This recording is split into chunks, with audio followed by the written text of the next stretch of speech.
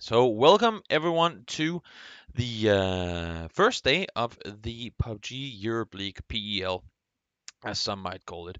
Um, for those of you who haven't watched it on before, it's a well, what we're doing here is just breaking down the videos and talking about how things unfolded. Maybe we can get some insights on how some of these things happened or why some of these things happened. But maybe we can figure out some things that, in the heat of the moment, the players might not have noticed, or I mean, whatever. It's always different, right? Because we got the grand overview of everything, and they obviously can only see what they can see. So, without further ado, let's get straight into game number one. And for those of you guys who are watching it on Twitch right now, do feel free to ask questions in the chat. I've tried to set it up so my phone can, so I'm on the chat on my phone, and hopefully, let me just see that it's working.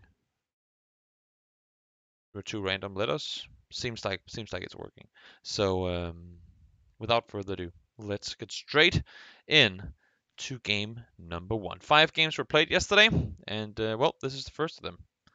So, playing in the sky, pretty straightforward as well. Not a whole lot to it. We'll remove this one so it doesn't take up any additional space. And then we get this circle right off the bat. Okay, so teams splitting up. We all know what happened with the. Honestly, if what you're interested in looking into the Navi and Team Liquid thing in Pachinki, because that was one of the big talking points yesterday.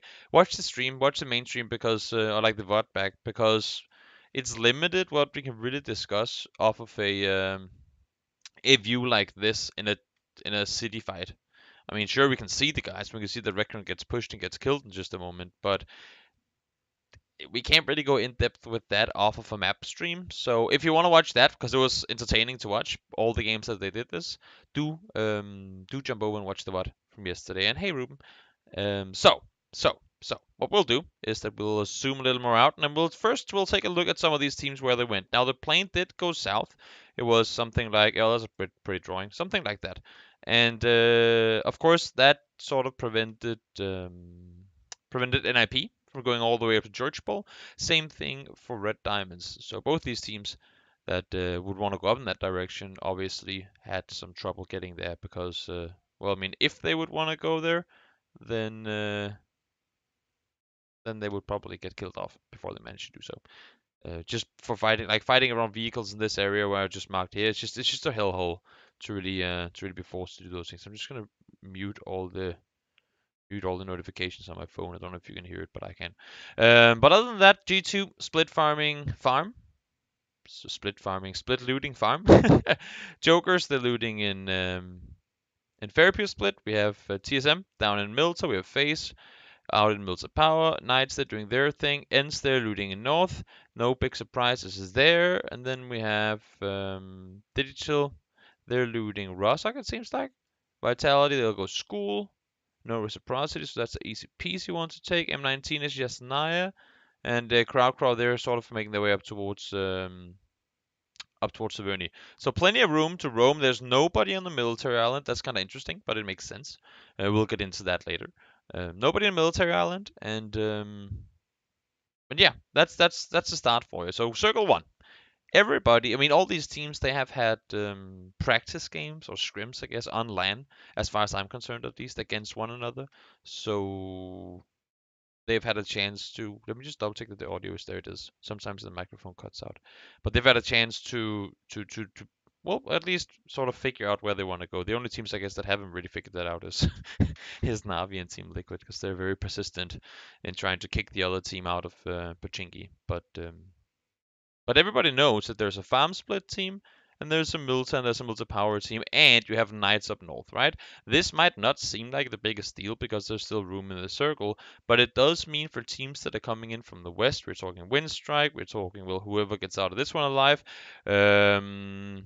Rye or Razor Edge and Jokers, they all have to figure when can we start rotating? Because sure, I mean, for Jokers, the obvious thing would be going down south and then maybe going all the way around in, or go up and over, right? Those are sort of the two opportunities you have to get anywhere in this circle. But with G2 in the middle, they have to really have done their preparation correctly to know where to anticipate them. Like in a circle like this, what does G2 do? Where do they go? And G2, that's the thing, right? Because you have to think of it as a step-by-step kind of thing. So G2 can't really go east before they know that TSM has moved. TSM can't really go east before they know that FaZe has moved. And this being, of course, unless if they just want to say we will go there and we'll take the fight if we have to. So all these three teams are all these two teams, I guess you can say, are kind of reliant on all these other teams making the first move, unless, of course, if they just want to go up and take control of Lumber Mill. And that also goes out to Jokers. So Jokers, well, sure they could just drive through here, go down through Milta if they wanted to, but with the fear that there's still people around, it becomes really dangerous all of a sudden. So they could be delayed, or else just try and go up, take control of Pachinki Hill, and see if you can scout further down, and then kind of do the step by step out towards the eastern side, right? So that's an option for them. But they constantly have to be aware that G2 could become a threat at, well, any given time. And same thing goes for the Western teams, because they know, of course, that there are multiple teams all along the coastline. So they will have to figure how the hell are we going to get around this? Can we get around it, or do we just have to sit here and wait until we know that everyone has moved forward?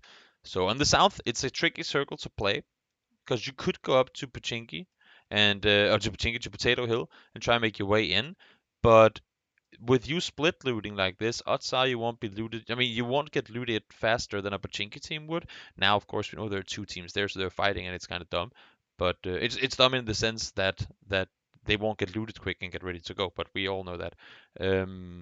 But had it been only one team, the odds for Jokers to get looted down here quickly enough, gather up as four, and get up to Potato Hill before a Pachinki team could do it is not that big. So if they want to go up there, they could become pretty easy bait, honestly. For Jokers could become pretty easy bait for any team that has positioned themselves up there already. So it's dangerous. Like decisions has to be made for sure if you're a Jokers team on how we want to play it. But let's see the circle sort of move a little further forward, and then we'll see on how all these teams are moving. Also from the north, I mean, same thing happens there, right? With Knights. Sure, Knights would go further down, so it's going to alleviate some room up on the northern side. But there are still three teams that has to get down from up there. So the first team, Navi, they decided to move out after Rekren got killed. That makes sense. I don't know if you guys want to have the kill feed on while we're doing this. We can do that. We can sit down on the left side.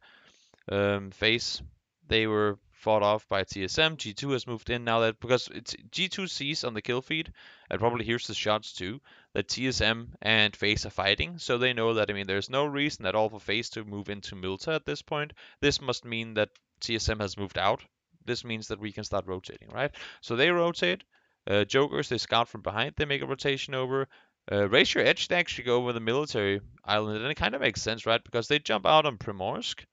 They jump in Primorsk and they see that there's nobody flying military, and they're like, well, we just talked about how frustrating it could be to have to sort of gap your way all the way over to the east instead. Go down south, have a safe rotation there. It's going to be dangerous if because at this point nobody knows that there's anyone coming from down here, right? Everyone's like, well, there's no military team.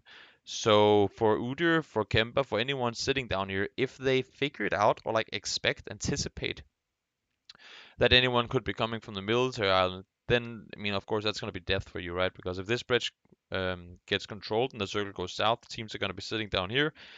How exactly do you get across from there? So it's a risk, but it's I would say actually it's a pretty good chance to take, a pretty good risk to take in this case. So we see a lot of teams move over Potato as anticipated.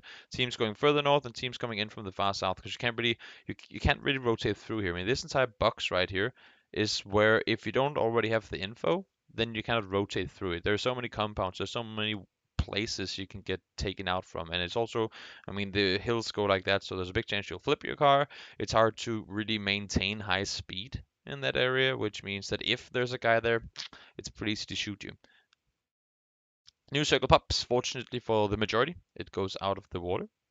Not a whole lot more to it than that. Crowd, they're still sitting up in the north. Ends, they've moved a little further down, taking control of the heaven area down here, and the yellows and the shack up where Squeaky and I can't see who the last guy is sitting. Rastanma, yeah, and where they're sitting. So plenty of room on the north, of course, with the circle shifting upwards, it kind of makes sense. But once again, for all these teams that are far down south or in the center, it really becomes not a scouting game because we're already because the area is as condensed as it is around this area. I mean, you have a huge high ground up here, and then with like you all know how it is. I'm not drawing a sun. I'm drawing like the downhill on either side.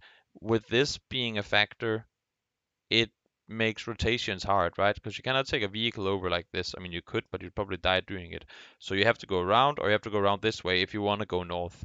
Meaning that for the teams that are already up here, if they don't go, a team in G2 can't really do it either. So this would be open for a while until you just see teams come in from like anywhere up north. Makes perfect sense.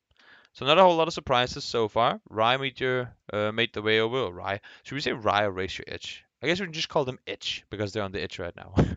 We'll say Rye. I guess that makes sense. Diamonds making their way this direction as well.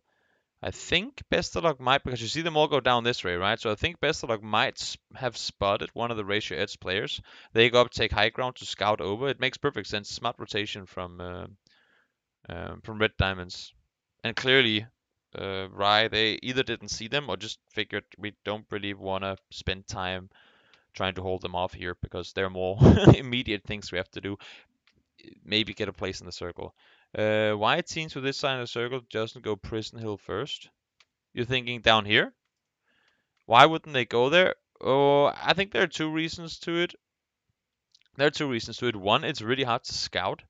The only place you can really scout this place from is where Vitality is sitting. And in this circle, why would Vitality want to push out from like why would they? Because there's like Vitality is like straight in the middle, right? So why would Vitality want to leave the circle center to take a position that might be a good spot, but I mean, it gives them a smaller chance of being inside the next circle, right? You can't really scout it from the sides probably, because as I said before, it's like a big uphill on either side. So it's really hard to get to if you don't already have the info, and it's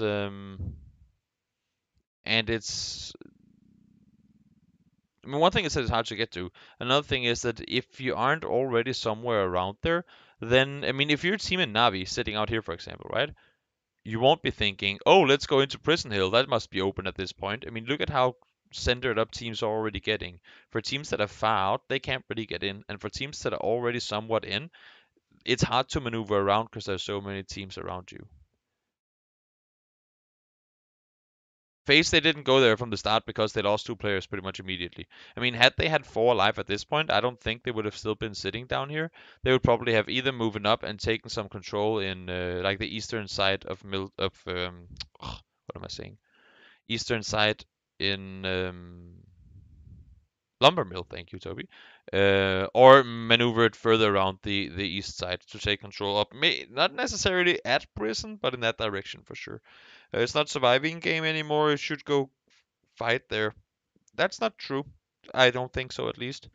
It's still about survival because we've seen it time and time again. I mean, I've casted the entire Contenders League under the same point system and seen a lot of other leagues play under the same point system. And I think it's still, even though sure you get more points for kills, it still rewards the players that manage to get into.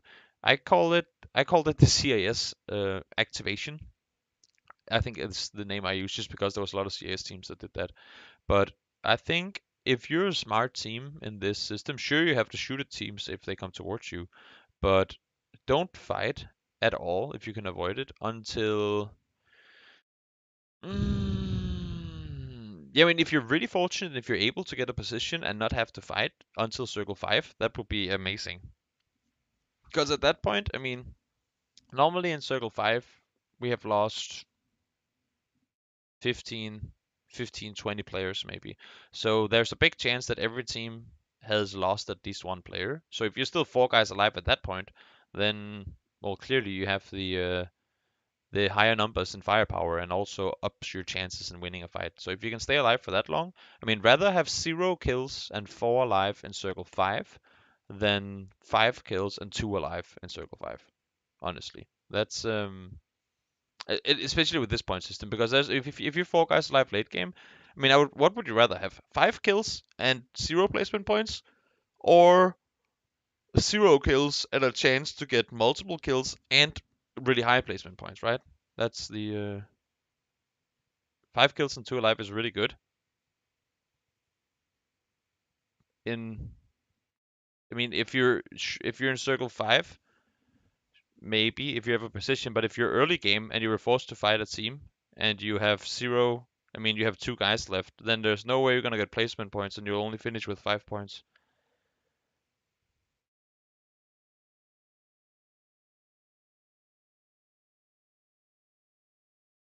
Well, I don't know. I mean, none of us know how it's gonna unfold with this lobby, but I think top 5 over 24 games.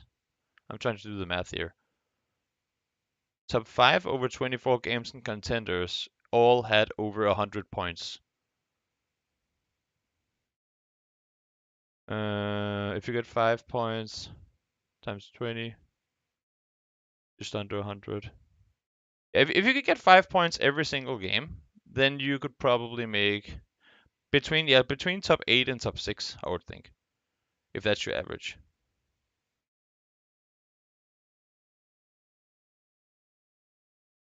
I think so, yeah. I think the winners we had averaged 7 point, what was it? No, 8.2 points per game, I think. We did the math too. So sure, 5 kills is good, but still, I mean, if you're thinking from the aspect of being able to get more, I mean, if you're 4 guys alive in circle 5 with 0 kills instead of having 2 alive, then I still think it's more of a, what do you call it?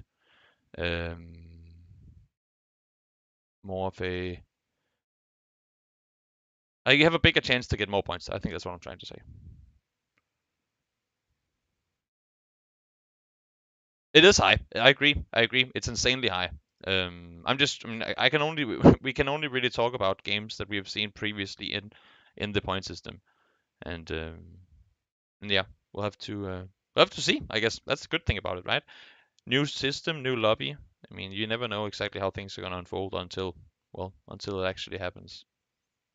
Also, 60 games. I mean, twice the amount is gonna be way more. I mean, like so many more changes and things can happen in a 60 game span than what we see in 20 or 24 game span. So it's much higher to maintain the same average. I mean, there's a bigger chance of you having bad games in so many games, so it's going to be higher to maintain such a big. You can compare it to like win rates in other games, right? If you see a guy that's bragging about his win rate in whatever MOBA game or something like that, he will say, "Yeah, I have 60% win rate," and then you go like, "Oh, impressive! How many games did that take you to get?" 15. Okay, and then you talk to a guy that might have 50, but he has done it over the span of 1,000 games, right? So it's always like the more games you throw in, the higher uh, or the harder a high average is going to be to maintain. The new circle pups. Phase, they go around the east side. Again, only 2 guys alive. They're kind of limited in their options. They knew that M19 was sitting up here. They couldn't just run uphill because TSM knew where they were, so they're forced to do sort of a well, not a last resort play, but I mean, as you can see, send aids to center and hope that that the circles go his way. Um, right, try to make their way around. Circles coming to a close, and at this point, again, we still don't have anyone sitting hilltop. But again, it's hard to, you can't really get up there at any point here. The only team that can go there pretty much for free would be Vitality at this point. And again, they're sitting in a pretty decent spot. They can look down there. They can see that there's no one have it, like no one has taken it already. So should the circle go north, then they have a chance to move down to that position. But at the same time, they want to make sure that nobody's coming up from behind that could disrupt anything they're doing, right? Like you never want to be backstabbed at any point in PUBG. It doesn't matter if it's a solo player, if it's a full team. It's always a concern. If you're somewhat edge, like anywhere near edge, you have to be ready for that. And as you see immediately with the circle popping, now this all of a sudden becomes the better spot than down here. And the vitality goes into vehicles, boom, right down there. Not a whole lot more to it. They saw it, they knew it was free, and they said, should the next circle go center or anywhere benefiting that spot more than ours right now, then we know it's open, then we can take it. So it makes perfect sense that that they go down there. Digital, I think they wanted to do what 80 did. Like, you know what? Let's just go into prison, see what happens. We can't really play a whole lot from here. Team Liquid was already shooting up towards them, and they just tried to send it in. I believe they got 2 guys in, and yeah, Beautiful Death. He also kind of made it up in this area. Crowd, they try to crash down into ends. Didn't really go the way they wanted to. Fuzzface gets himself a kill off of that, and then we see the entire south now because this area, I mean, just in general, the area around Lumbermill is extremely hard to play around. So none of these players really want to go in because you get trapped in there easily. So they all try to sort of make their way out on either side, which means that for these teams that are already sitting out here, they have to be be wary of what pressure could come in. But with this new circle shift, of course, this over here becomes a who gives a shit kind of area because it's open and it's hard to push through anyway. So G2 will have to push up this way. And well, TSM, they're just going to be able to clean sweep their entire side. Sure, they're making sure that nobody's coming from behind. Wookie is one of the what do you say? Not itch. I guess you can call it a one of the speed bumps for enemy teams coming in. Like he will spot them and then give the call to his teammates that if anyone is coming. Do I think if nades from GSM wouldn't kill them, do you think they would win that game? Oh, for Vitality, if they didn't get the nade kills, is that what you mean? I mean, I don't know. One can always say if this didn't happen, that would happen. We in the end we won't know, but I mean they were pinned down to a very small, or very what do you say, yeah, small area, and Wookie and TSM they knew off of the info that they had exactly where they were. So I mean they played it extremely well, and that's the thing. You see a lot of teams, not maybe not in the pro league. I actually didn't see a lot of it yesterday, but like the average competitive lobby, you see a lot of teams that will throw nades. For example, I mean, how many times have you seen players waste like 3 or 4 nades trying to get a nade through a small window or trying to just clear an area of opponents with nades? And it makes perfect sense, right? But then when you get to the late game and you don't have those nades available anymore, then all of a sudden you're thinking to yourself, maybe I shouldn't have thrown them earlier. It's always smart to throw the nades to get the info, but always think about how valuable they can be when you have the info and but you can't push the person. That's the same thing for TSM. I mean, Wookie didn't want to peek up into 3 players. You already knew where they were. Throw the nades, free kills. You don't even have to, like. There's no risk in it for you if you're not visible to them anyway, right? So so really smart play coming in from him there. Ends, they continuously kept the area clear, and then this is one of the reasons why TSM got so many kills. I mean, they played it extremely well, but it's because all these teams, we talked about it, right? All these teams from Lumbermill, they didn't have a whole lot of places to go. This became a no-no zone, and Vitality, they were sitting down here, they were shooting up in this area. So all the teams that were down here, M19, G2, Jokers, Rai was down there as well. They all have to go out in this direction. And TSM, I think they figured that out because they got down Copper Magic and didn't really focus a lot more this way. And then they just started like 100% focusing on what came from behind. They wanted to get into a good position and hold them off. M19 comes in, they swoop further around. And then you can see like they take out Wanted, and then there's a bit of a, what do you call it? Not a dip, but like a um, a road down this direction where they just set themselves up and they can have perfect. It's nobody else can push down towards them, and they just have to make sure that like they keep people at a distance, and that's when they just start tapping away at well pretty much everyone. That's pretty impressively done by them. They keep like they make sure that to have this little I don't know what you call it in English, like down the little drop area they're sitting in to themselves, two splitting, and just like full control, just utilizing the area they're sitting in. Ledge? I guess you could call it a ledge. It's still not the word I'm looking for, but it makes sense. Vitality, they had a rough fight out on the side. I mean, this is the thing, right? Because they didn't see Trifley. Trifley, he managed to sneak himself to almost a win, actually, in that game. So they clearly don't know that Trifley is down there. They cleared 2 ends players right here, TSM. and expected at this point that there's no one else. Like they don't know that he's there, right? So they go up now with the circle, or with this circle, and look at the amount of control they take. As soon as the circle pops, spread out, take control. Don't allow for the opponents to force you back down, because they were sitting down here very sort of in the corner of the circle, and then they get the circle shifted towards them, and now they spread out and take full control, right? They split it 2-1-1, and it looks like a wide 2-1-1, but I mean it's really not, because at this point the circle is so small anyway.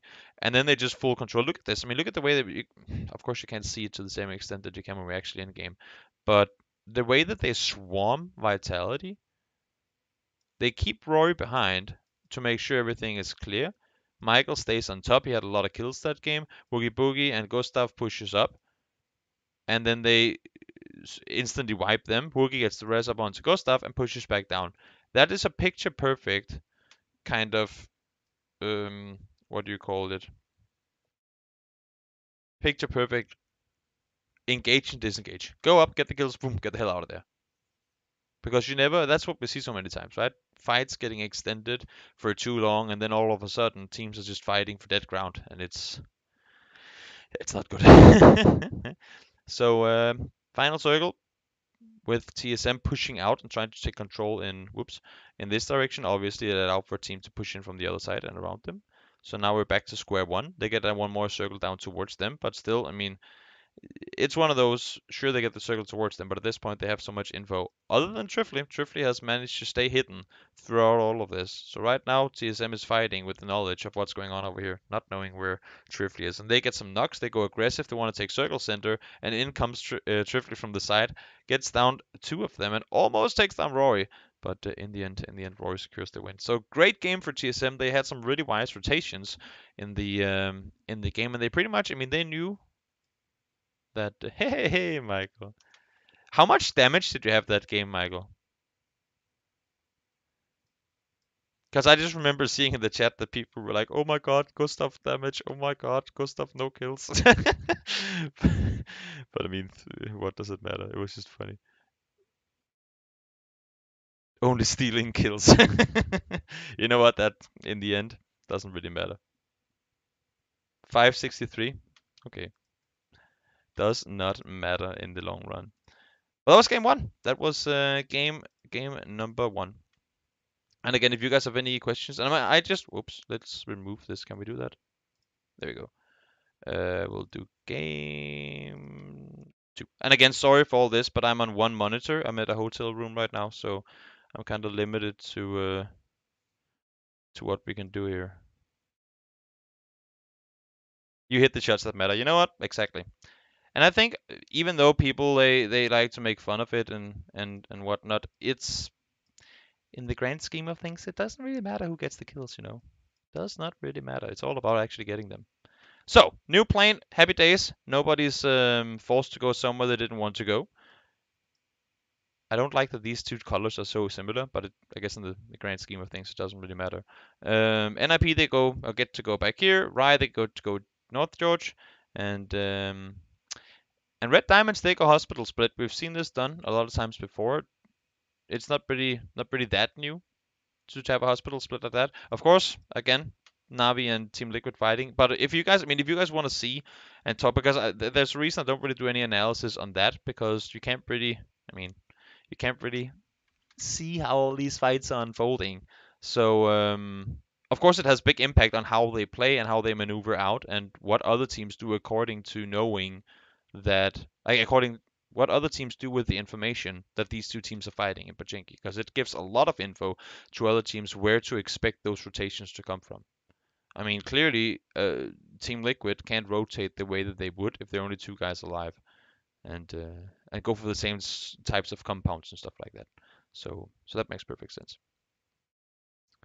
Did I speak about Pachinki already? Yeah, I mentioned it in the last game, but same thing that I said there, that I said this time around, that we won't really go into the actual fights the same way we did with the end game over here, because I mean, it is what it is, right? But I'm interested to see what's gonna happen today, if they're gonna sort of re-engage in all that, or if it's a kind of a, you know what, that was fun for day one, but let's think a little more long term than this, because sure, Pachinki is an amazing place to loot, and if that's what you've practiced for the last long time, then of course you want to be able to continue to execute that.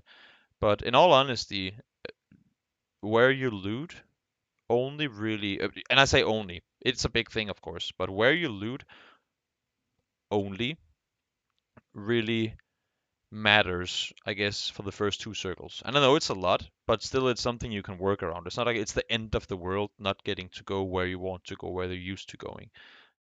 If you know something else is going to be free that's never taken, might just want to go for that instead of trying to force fights. I think they're probably gonna. I mean, again, it's 60 games, right? You can have these games that won't be that good just because um, just because it's so many games. There's room for a couple of bad games, but at the same time, I mean, you got to keep in mind that every single game where you do this that costs you potential points or placements, other teams are continuously doing what they normally do and racking up points accordingly. So the longer they continue to do this, longer they continue to fight, the more it's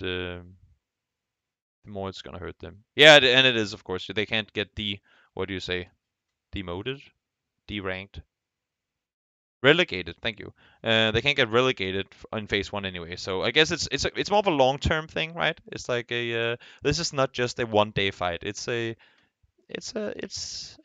who's gonna be kings of Pachinki for 2 phases. That's I guess a big thing.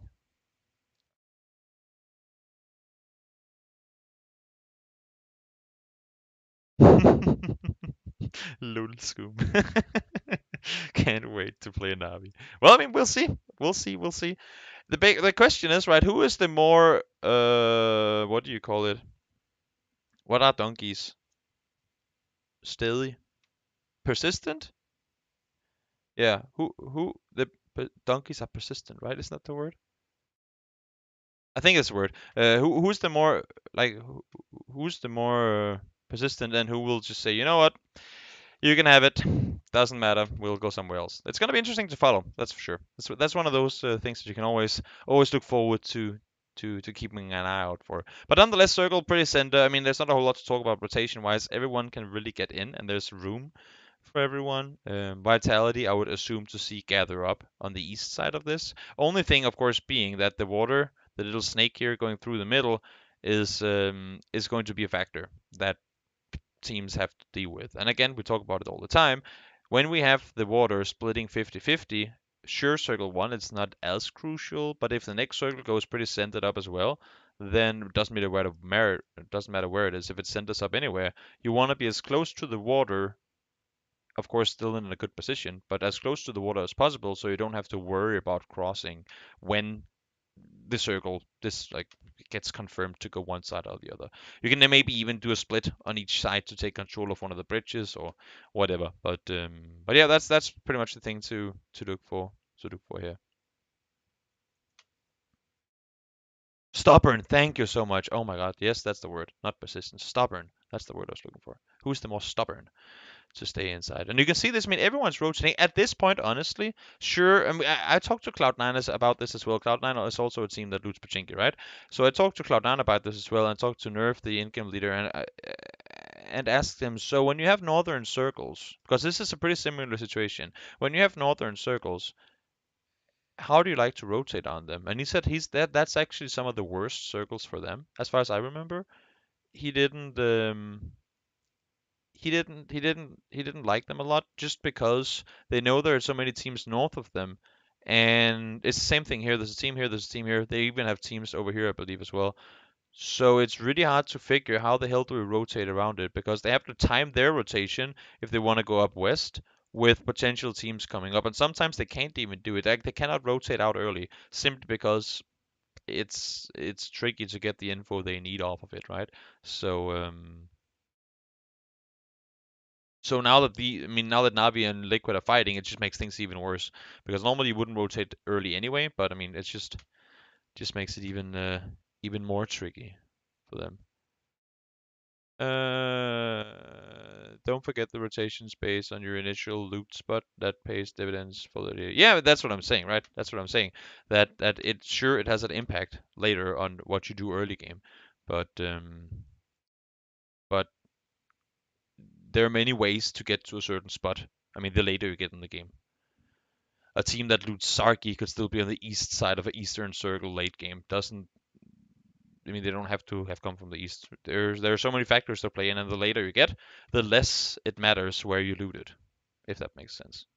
So it's only really the first couple of circles where it can be really crucial if you're on the right or wrong side of the circle. But then again, for the most part at least, you can ask Scoom. He's really good at doing so. When you get circles that are like, yikes, that's a tough one.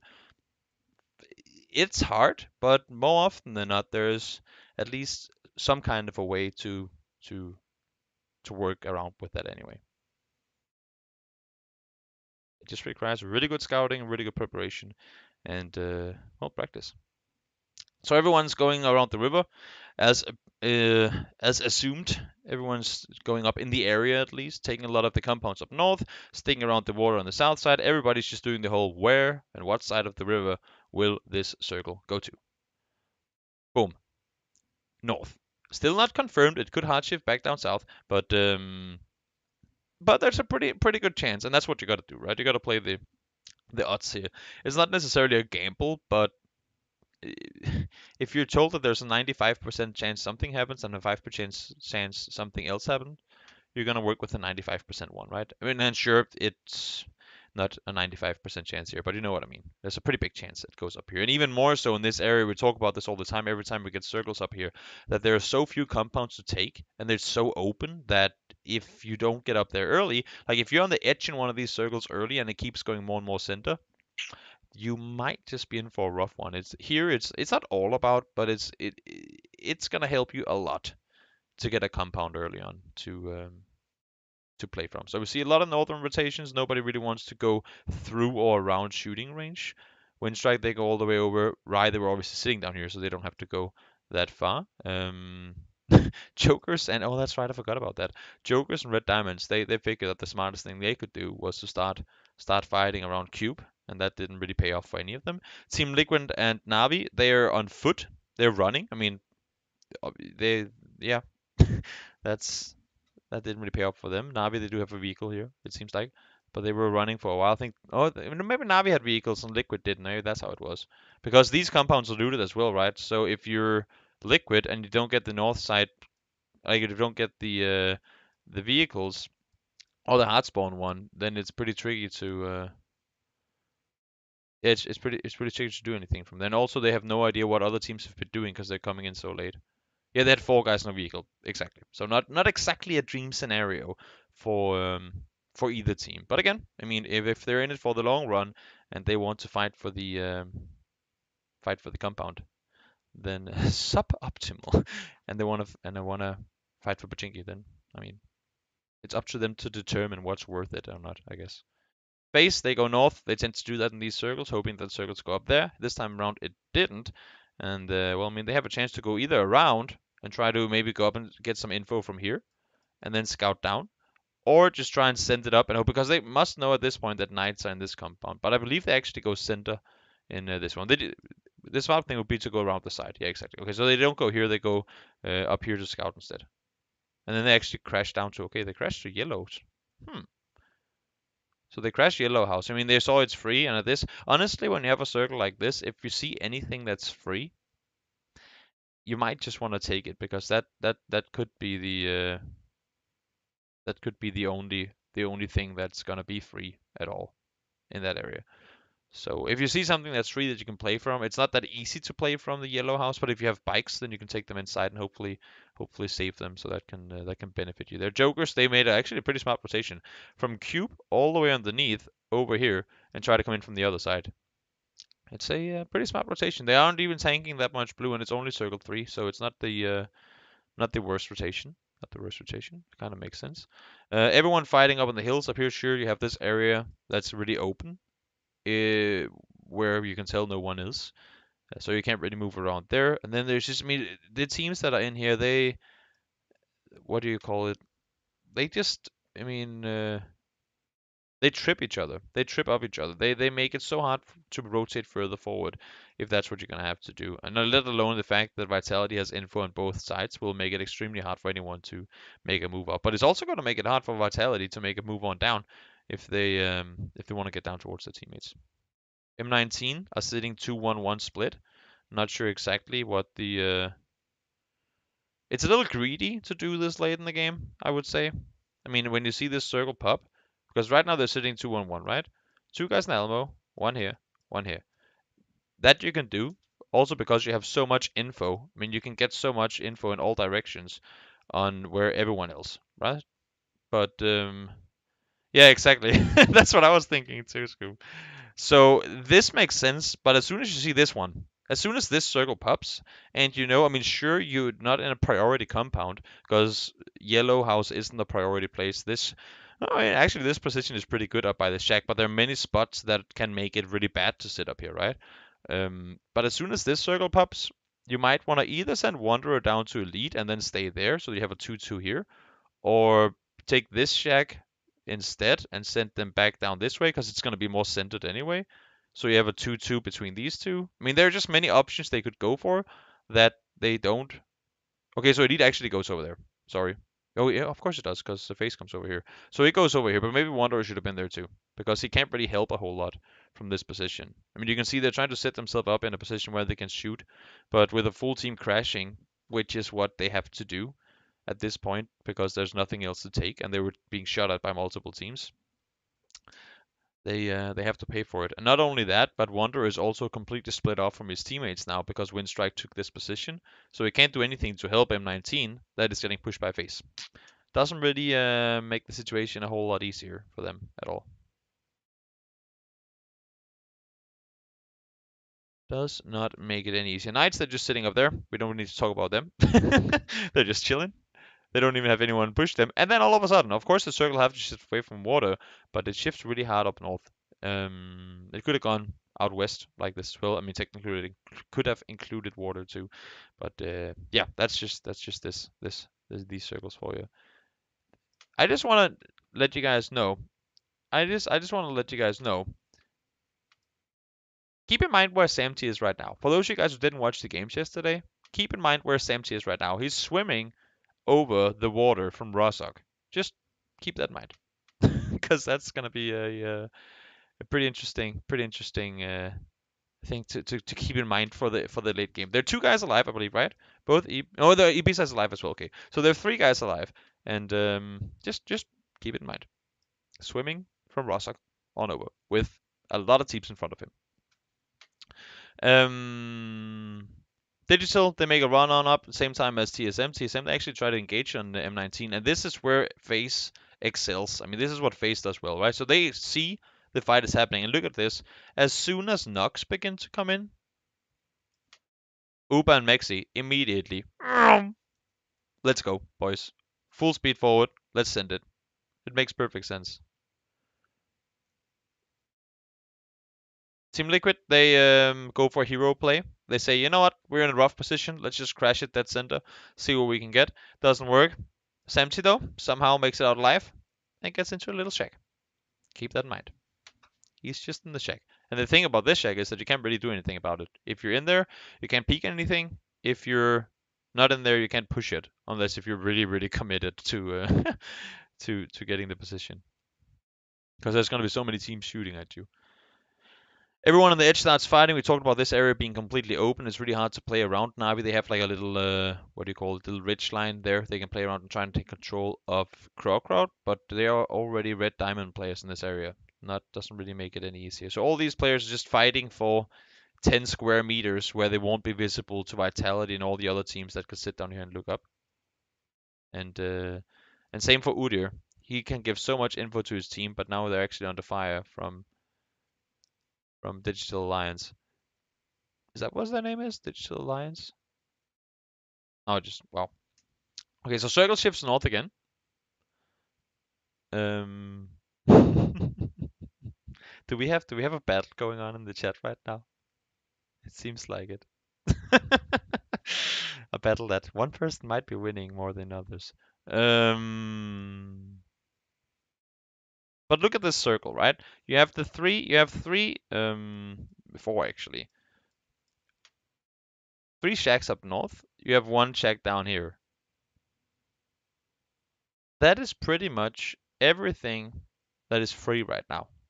And then you have 1, 2, 3, 4, 5, 5.5, 6 teams outside the circle. And they have to fight for 3, make that 4 shacks on the northern side of the road. Or crash something. That's not going to be easy at all. Especially not when you have teams. Sure, Samson can't peek anything. And same thing for digital, actually. But, I mean, Knights, they can sit up here. They can shoot at everything. Ents, they can shoot anyone that kind of breaks this line right here. Wanderer, if he's really greedy, he can peek out and start shooting, because I don't think anyone can really spot him. Maybe Knights can actually see him in his position. But it's not exactly a dream style scenario for anyone in this one. And you have to fight your way in, right? That's the thing. You have to move early because the time between the circles is so much smaller. Sure, they close slowly, but you don't want to fight with the blue on your back because, well, I mean, that's only gonna sort of stress things more. You want to have a chance to do something from the position you're in. So FaZe, they take one fight, they move to the next one. Just really smart moving their way forward. But Navi, they try to make their way in, but Vitality, they say, nope, ain't gonna happen. And then FaZe once again gets a chance to third party. People are already knocked over here, so they say, you know what, let's go see if we can get some kills off of that. But they aren't allowed to do more damage than that, at least not in the early off. And then third northern hard shift. Samsy's still just sitting here saying, well, thank you, I will appreciate that. And FaZe actually takes surprisingly high amount of casualties, but I guess it's because multiple teams start engaging, right? Because these guys have been fighting for a long time, and we complimented FaZe earlier and TSM as well for being able to just go in, take the fight, get out of there again. But this one, it extends for a bit longer than I think they wanted to. So Knights on the north side, they start, I mean, not only hearing the shots, but also, oh, okay, so they're down there. Okay, now he's healing behind that tree. Boop, that's gonna give me an angle. Because if you're sitting here behind a tree, or whatever you're hiding behind a rock, they'll, whoops, that's a bad drawing. Pew, pew, pew, pew, pew, pew. They'll be able to see you, right? So Knights get a chance to chime in on this one. You see Voxic already shooting in, gets himself some damage done, gets a finish up onto Fuzzface. Wanderer tries to make the run on up, not gonna happen. Trifly and Squeaky from the compound says nope.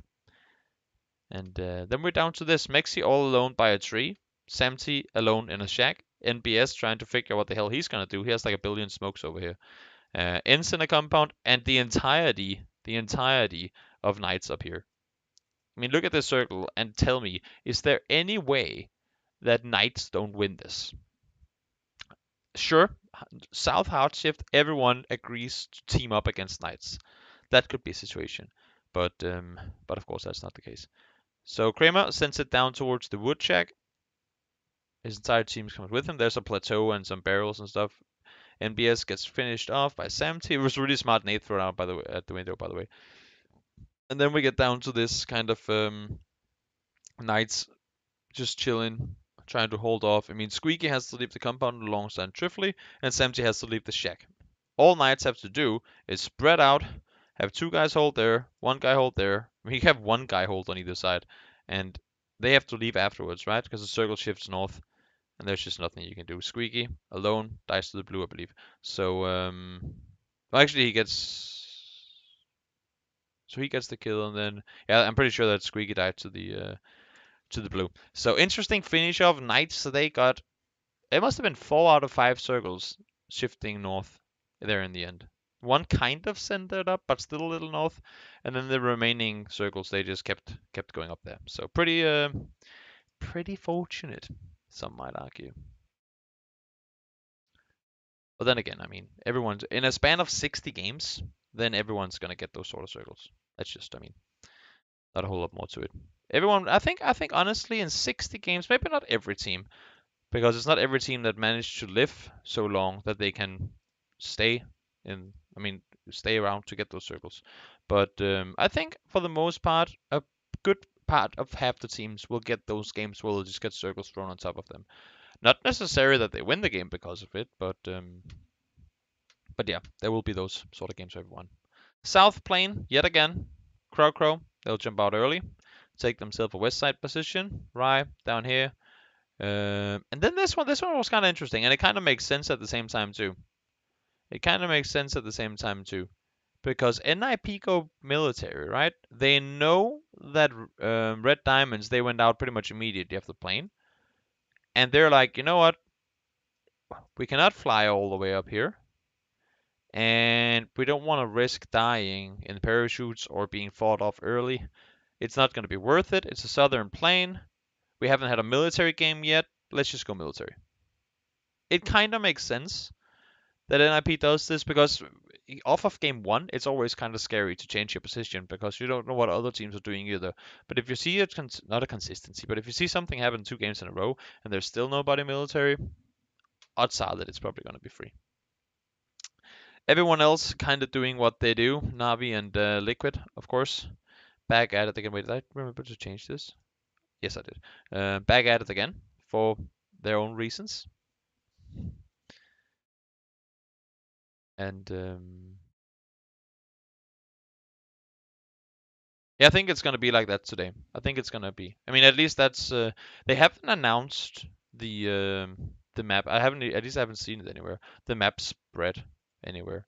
But I mean, I assume that it's not like the Korean ones where they have more of one than the other. I'm pretty sure that it's gonna be 50-50 in the end of how many. So like 30 games on each map. I'm pretty sure, at least. Hopefully it'll be like that. Cause I don't know why people dislike Miramar so much these days.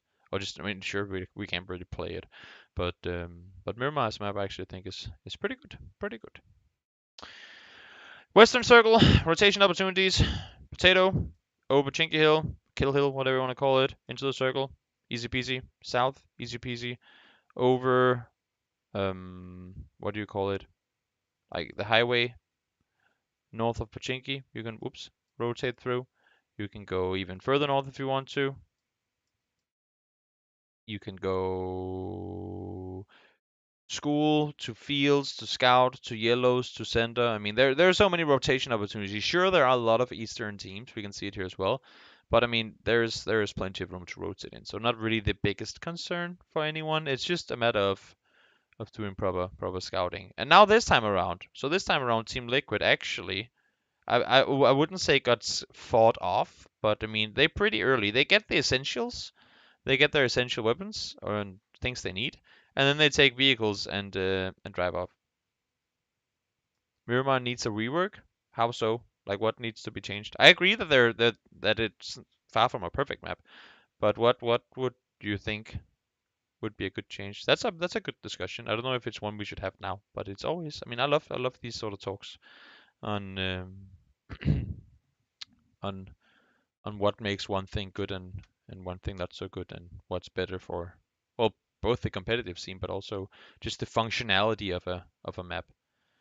So Jokers, they're driving, and I don't think they're at any point in time anticipating Liquid to come around the corner, but clearly they start attacking each other. James gets knocked, goes down. DMT gets knocked, goes down, and actually James gets rest, but the rotations come in the meantime. More cover, less dips all around. Uh, Yeah, that's one of my things too. It's very, I mean, I don't mind it being very, what do you say, bulky? Is that the word for it? Like hilly, small dips everywhere. I don't mind that, but at least the plateaus that are flat, they should be wider. Like you need to have some not dedicated rotation paths, but like even the dirt paths, make them a little bit wider, maybe, just making it easier to rotate around. And that's also a thing. That's also a thing. I've from the very start I've been asking for specific circles, like map independent circles. Map like yeah, map circles from each map. I don't think that a circle on like circles on Erangel necessarily fits Miramar because it's much harder to rotate on Miramar, which means that they should have more time to do it, I think. But that's it's been up and down and like discussed a few times before. But I don't know. It's like overall, people kind of told me that Toby, that doesn't matter. Why do you want that? I don't know. I think it would be a smart thing to add some time. Sure, then maybe time between the circles could be smaller, but just give more time for rotations. That I think could help balance a whole hell of a lot on that map. Because that's one of the complaints, right? That it's so hard to rotate. Now circles closing on in. Everyone's starting their rotations. TSM they start going up towards digital, taking some kills in all of that. Digital, that's what's interesting to me. Digital in the previous game they had that full speed forward rotation into the center, and this time around it's just I don't know. It's as if they're not really prepared. Sure, they kind of got caught off guard by TSM here, but I mean I don't know. And it's only off of 1 day, so of course it's very you can't really say whether they're good or bad because I mean they made it here, right? So they clearly got something working their way. But just that was just like my first day impression that there was something that that wasn't really working the way it was supposed to. As if they did it things a little, what do you say, not careless, but uh I forgot the word. Never mind. Never mind. I think you know what I mean.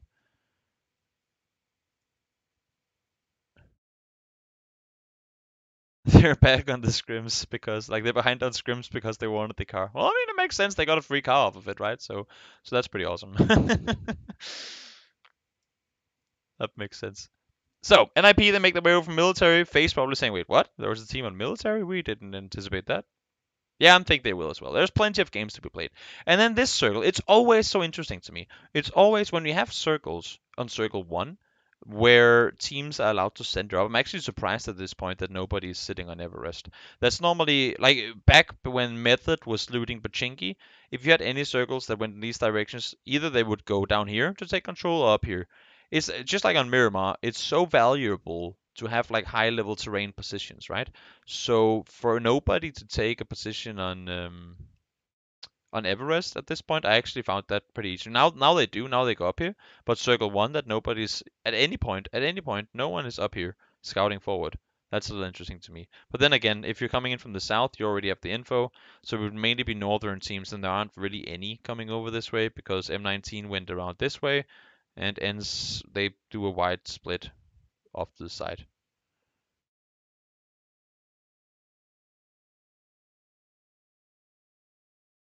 Um, but interesting nonetheless. Interesting nonetheless.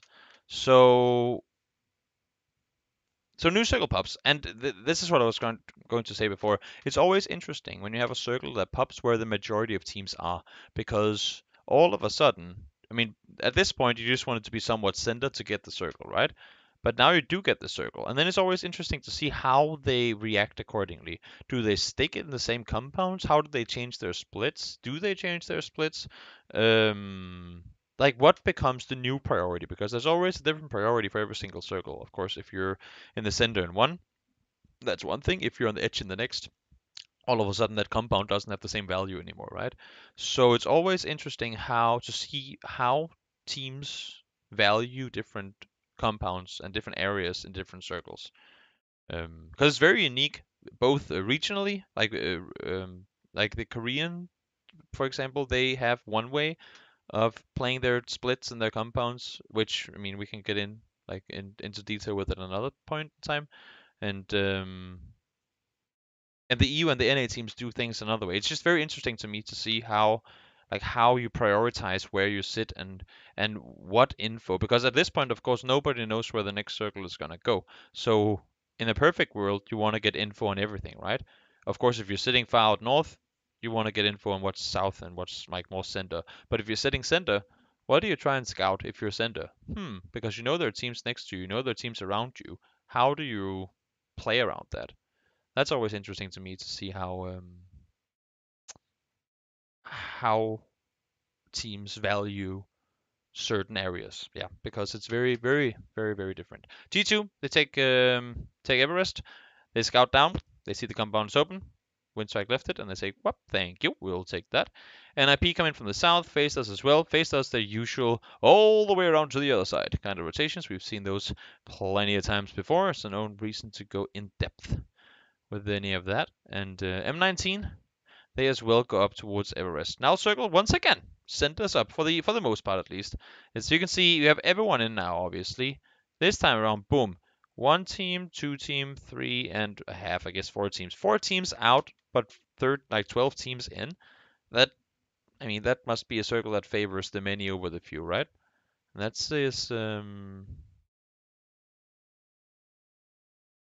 is always interesting. Frost, did you do that whole envelope thing? You did the I saw that you guys talked about it on the panel where you had to put it in a put it in an envelope and then you would look at it in the end of the tournament. That was pretty funny, I think. You have to make a whole scene out of it, like prediction one. That was pretty funny. Um, Yeah, I agree with what you're saying there, Scoom. And that's the thing, right? That's the thing that I think is so unfortunate because viewers they want all the action, which makes sense. I mean, in when you watch racing things, people, of course, not the dedicated viewers, but the average viewer likes to see when they crash. When you watch bike races, the average viewer likes to see them crash. When you watch a football game, all you want to see is goals. When you watch, I mean, it's those sort of things, right? And here, everybody wants to see the action, but for a player, it's, I mean, because just because it's and I say boring because I don't think it is, for the viewer to watch the early game, to a certain extent, that's where it's the hardest for the player because late game you tend to have not all the info you need, but I mean if you're in with like 3 or 4 teams remaining, for the most part you know at least kind of where everyone is, right? But early game, people can be fucking everywhere, right? So it's so like there's so much more info to gather. Of course, it's the macro over the sort of overall info that's the difference in late game and early game. But to me, early game, I mean, things like this, see how teams rotate around, like how they set themselves up for the best possible outcome for the next circle. To me, that's always some of the most interesting in PUBG. If I could be a PUBG caster, that like if we could split it so we had two duo casts and one of the duos only did like the first 3 circles. Just because then I could talk about all this stuff, and then the other guys they could do the end game, and not me. Of course, that's super interesting too. It's just I really think that the early game is actually rather interesting. Vitality, they managed to make their way up towards, and it's actually pretty smart rotation for them because they completely undercut or like cut in front of M19 here, and I'm surprised that M19 never shoot at them. But I guess it's more of a we don't want to reveal our position because we won't get into a spot before they get up here where we can really do damage. And also you have the trees down here that can block vision. But so they don't reveal their position to Vitality just yet. Had they been shooting at them before? No, they came in slow and they move on foot. So M19 didn't want to reveal their position. I guess that kind of goes with the M19 playstyle, not to be overly aggressive at near the game. I'm gonna remove this kill feed. How to do that? I guess I can't. I just wanted to because now it's taking up space that I need for you guys. There you go. Um, but circle is open. Of course, not a whole lot more to it. You have the huge field around here. You have Gatka side as well, and this entire area up here is pretty tricky to work around too, especially if there's teams up there already.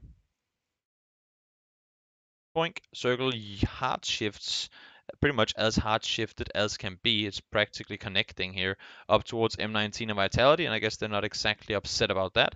But for everyone else, what do you do in this situation? If you're Navi, if you're Jokers, if you're NIP, is it like, let's go on foot, run through the fields, and hope that all these teams aren't focusing us? Or do you try and swoop around? Because we already have Pokemon down here, right? So do you take your vehicles, go around, and try and make your way up this way? Not necessarily up the hill, but down here. Because you guys might know, there's a bit of a lever here that you can rotate around, but of course Team Liquid can spot you. So do you go over on that side? And if you're Jokers, do you try and run up? Do you go through the swamp to go all the way around the north side? Do you try and maneuver around behind Navi? Do you try and go down here where Samti is, even though you see him? So do you just crash it despite only being 2 guys alive? I mean, there are so many. Oh, you did that too? Wait, did you do that for an article for us? Because we had to do the same thing for contenders, but then they put that up before we started. We did the exact same questions for contenders, for like a content article thingy for the homepage. But maybe you guys get to reveal it when the tournament's live, like when the. Oh, okay, okay. So Knights, they go around the side, makes sense. They know that Navi is here, they've been shooting at them. Price rotation, they crash it though. I don't think they were anticipating Pokemon to be here, and clearly the fight didn't really go the way they wanted. There was one incident where Reels, I think he was knocked, and one of the players, I think it's Pokemon, throws a nade over, and that nade is the funniest thing. reels. The nade hits reels, but he kind of it doesn't happen because of that, but it looks like it because he spins around while he's knocked, so it hits his butt and it flies to the other side. Had it hit him straight and gone towards the compound, I think the entirety of Knights would have been killed there. At least two more players would have gone down. But because like it just like bashed away the nade, that was pretty like looked pretty funny. Just doink, pushed away the nade to the other side, so they were safe again. And once again, TSM and FaZe start fighting. And already you can see patterns, right? Because it's not coincidental that TSM and FaZe run into each other. And it's not coincidental that Liquid and Navi keep fighting. Of course, I mean, they land on top of each other, so that's a different story. But it's teams and how they rotate. And just, I mean, teams with similar playstyles tend to run into each other. It's a pretty funny thing. Pretty fun thing to keep an eye out for. Not always, but usually the teams that fight each other all the time or very often are also teams that try to do the same thing. Or at least have kind of the same mindset in how they're playing. Circle goes down towards Winstrike and G2. Well, not going to complain about that if you're either of those two teams. Only thing for them is that they have to watch about. The thing is, you have to worry about what's above you, but at the same time, everyone that's up here can be shot at from, I mean, all these teams that aren't in, right? So it's they're kind of helping each other in defending Winstrike and G2 to a certain extent. Knights, they can try and go in here. Ents can try and go in here. There's not really a whole lot more to play from. NIP, they just have to commit to something. They go up here. I don't think they were anticipating, because had it only been Jokers, they could have probably contained that. But because Liquid is just on the other side, that just, I mean, that's pretty much a death sentence to NIP. It's crazy hard to really do anything from that spot if you're them. Circle closes in once more. And boop. Once again, I mean, think about it. If you look at this circle, that's what's so interesting about PUBG, right? Let's go back for a second. Look at this circle. To expect Monkey 3 circles from now to still be in here, I mean, it happens, but look at the hard shifts, right? You get a crazy hard shift up. Then it kind of centers, and then crazy hard shift again. That, my friends, is a very fortunate vitality up there. It didn't really make things a lot easier for them because it just meant that more teams made it up in their direction. But it gave them the chance, that's for sure. Once again, SamD chilling in the middle. This time around, no shack for him. I think he's proning on a rock next to his car. He gets a circle, that's nice, but that also just means that everyone is coming to where he is. So not necessarily the best thing. Vitality tries to make the rundown, doesn't happen. G2 takes them out. And this is where G2 just activates. And this is what I'm talking about with staying 4 guys alive late game rather than taking fights early and losing a player. Maybe this is like an example of what I wanted to talk about for us earlier, if you're still here. They've been sitting in a compound G2, and sure they got kills off of it because they kept people out. But if you, I mean, I'm at this point in the game, I would much rather sit here with 4 guys alive and 0 kills than I would want to be up here, for example, with 2 guys alive and 5 kills. Because your chance to not only get more kills if you're G2, let alone off of the fact that you're 4 guys alive, is going to benefit you so hard. I mean, even if they have 0 kills and you have 5 kills up here as ends, let's say there were only 2 players alive, Rust and Maz here, of course, there's still a pretty good chance that G2 would come out with more kills in the end of the game, simply off of the firepower or the position that they're in. So that's what I was kind of trying to exemplify earlier with the benefit of having 4 guys alive late game over getting kills early but losing players. But again, I mean, I guess some might agree, some might disagree. It's all up to playstyle. Yeah, Windstrike, they that's also a thing to me. But again, we talked about it just before. Priority compounds, right? It's so individual for teams. Maybe they have just had X amount of games from this compound where they're like, "Ooh, it really worked for us to play from here. Let's go here." You have a little bit of what I guess you can say safety net in the sense that people can't really sit up here because other teams can shoot up towards them. So you know there's going to be no one pressuring you from above. no one's really gonna shoot you from behind, so you only have to worry about one angle. Um, but I agree, it's interesting to me as well that they they decide to because they had the G2 compound, I think, didn't they? Yeah, they had a 2-2 split, and I think in then they yeah, I don't know. They full commit 4 guys to go down here, which is one of two things. A, it's the most unlucky timing in the universe, and B, I'm not sure exactly how the dip, because there's like a dip that runs behind the yellow houses down here, how this position would ever be better than this. But I mean, it's always up for discussion. If it could just be them having had a good game. They don't know the teams. They know that's not even a thing. I mean, I don't care if there's anyone here or not. It's just I don't think at any point in time, especially not with a circle that looks like this, that you would ever want to go for the dip here over trying to take one of these two positions. Because they already had both. I mean, they were sitting 2-2 split, right, or 3-1 split in this compound. So their commitment to go down here, and then when they go back to go up there instead of taking, like going back and take the position they were in before. I don't know. Again, I mean, different IGLs, different calls, different decisions. In the end, they got the circle up there anyway towards them, but from an overall priority compound sort of speculation, I would agree that the G2 compound is a lot better to play from, especially late game, than uh, than the Windstrike run. Because if you have to leave here, first of all, you have more control. Sure, people can be sitting in the forest up here and shoot down towards you, but the thing that gives you cover earlier in the game, which is like the big ledge kind of line up there, also becomes the thing that can really easily kill you late game. If you have just one or two players sitting up here and you're trying to leave, I mean, either you have to use like a billion smokes to get out and get really lucky, or it just becomes a slaughterfest. I mean, it can be. I think you have more opportunities in disengaging this compound than, or like trying to leave this compound than leaving the other one. Hey, Paper Thin, how are you doing, buddy? So yeah, that's I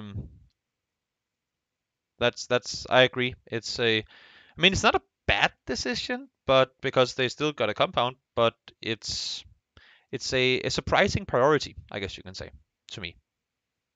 Some might argue that it's a bad decision, but I think it's just um, interesting decision making, I guess you can say. So 3 teams alive, 3-3-4, full Finland against Germany, Nations Royale all over again, and this I like. This 2-2 split I think is fucking amazing because they have again. You got to get the info late game, right? As soon as red diamonds go down, they know exactly where everyone is. Because at this point, everyone's been shooting. Windstrike lose 1. Yorski is down here. You see him down here. I pointed at my screen as if you guys knew what I was pointing at. He's down there. um, how did they lose Tixu? He was the one holding the backside, and they ran into red diamonds down here. They ran into red diamonds. You could argue that Timmy should probably be in a position to get the res on up, but then Ents came in and finished him. So they just third party, like they typed their third party perfectly. So at this point right here, you can see the picture right here. Red diamonds go down. Like think of it as a G2 player, right? Red diamonds get finished off. They know that. They're out. Insta kill on Samty. Liquid is out. One player gets damaged from, or like at least the engagement happens here. So now they know there's a player there. And Rustenma, he can hear those shots fired, gets the flush on towards Tixu. Info, info, info, info. At this point, there's only 2 places the opponents can be. A, up here, because you have the dip going on the other side of the mountain. B, down towards the compound where you know they've been sitting for the entire game. And look at what happens off that info. We can remove the lines. They can be here and they can be down here, right? Here and here. And look at how G2 splits with this info. As soon as they get the kill, whoom. Look at what happens. Split to take control, split to take control. Perfect. You don't really, I mean, it goes so quickly, and that's what's so impressive about pro players to me. It goes so quickly. Sure, now we get to sit down here and point it out and talk about it, but it goes so fast. But the fact that they can have all this info come across, I mean, sure, they don't have a language barrier or anything. They can all talk their native language. That's all good. It's just impressive. And that to me is because it requires so good communication, for one. And it also requires not only that you're able to communicate things out, but you're able to react to them and actually do the things that you have to do accordingly. And honestly, I mean, every morning, and that's why I tweeted the thing out about G2 yesterday. Every single morning, I've been watching streams before I've started streaming myself, or when I've been in Kiev, I haven't been able to stream, so I've just been watching streams on the morning. Braxco has been streaming with either the full team in G2 or like 3 of the 4 players. And then you can say, oh, it's just face it games, it doesn't really matter. It's still practicing communication. It doesn't matter who you go up against. It's just being able to work as a unit. That's going to help you so much in the long run. So huge kudos to this. And again, it's not something you necessarily see that quickly, but the fact that they split 2-2 here, it's a confidence in your teammates, and it's we got this shit under control kind of play, and they do. I mean, they do. They know exactly what to prioritize. Look, they're never engaging. They're never playing aggressive. They're holding their line. They're just splitting out to get info. Because what they're hoping for, I would assume at least right now, like they're sitting on a solid 50% of the circle. They know we have 50%. These guys, they have 25 each. That's the best 5 I've ever drawn. That's a 5. They have 25% each, right? So if the circle goes to 1, we have to figure out what we want to do. If the circle goes to us, we will try and force them to fight each other and get a chance of third party on it. So you can see they're constantly pressuring them. They're pressuring them up to the north because they know there's a team up here and there's a team up here. Constantly pressuring them up to the north to force a fight between each other that they can third party. Braxco, every single chance he gets to move up, he takes it a little further. Next tree, next rock, whatever. And now Kane gets the info they're coming in. Braxco has a center dot, so he doesn't have to move anywhere. Kane gets knocked, gets flushed as well. And then Braxco still, surprise position. But again, they're fighting each other. They don't have to engage on this. Udyr and Braxco, they aren't even shooting at this point. They're just waiting. And now they get to engage and take the win. And they only lose 1 player off of it. That to me is maybe not picture perfect playing, but I mean, that's just a clear sign that these guys, they know what the fuck they're doing and they're communicating super well. Also one of the reasons why they won the game. So I hope that was. I mean, this is the kind of in-depth talking I want to do with everything, but that would make these videos very long. So we don't do that. That was game 3 though. That was game 3, an interesting one too, with a really interesting ending as well. Let's just change this real quick. All right, and I'm sorry that again I'm only on 1 monitor here, so I have to do everything a little differently. Hey mate, hope you're doing well. You know what, you're a son. I hope you're doing well too. And feels bad that you guys didn't make it to the finals in. Wait, did you? No, you got beat by Greece, right? I think in the Nations Royale thingy. Oh, I was going through the Denmark games. Honestly, I don't know if there's a lot you can analyze in Nations Royale. I mean, sure there is, but it's a lot of info you need to be able to get because there's so many different factors. It's kind of funny. Who will win, Finland or Turkey? I don't know, honestly.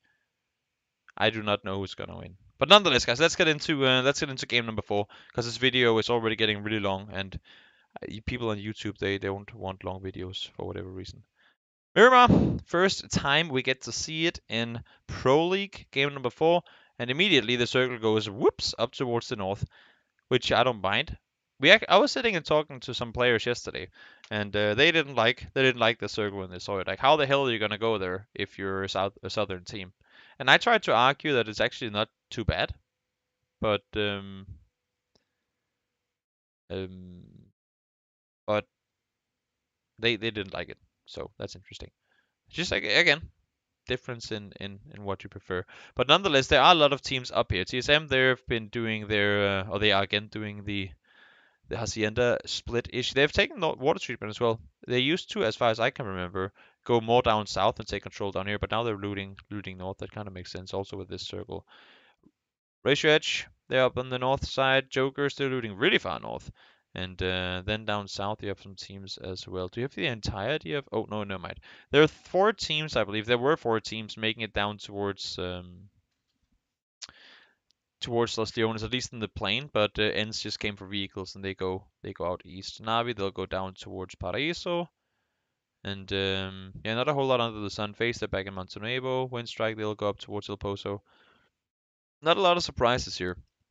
As far as rotations, I would assume to see some go all the way up north, and some could go. I mean, I actually didn't even watch this game. Or did I?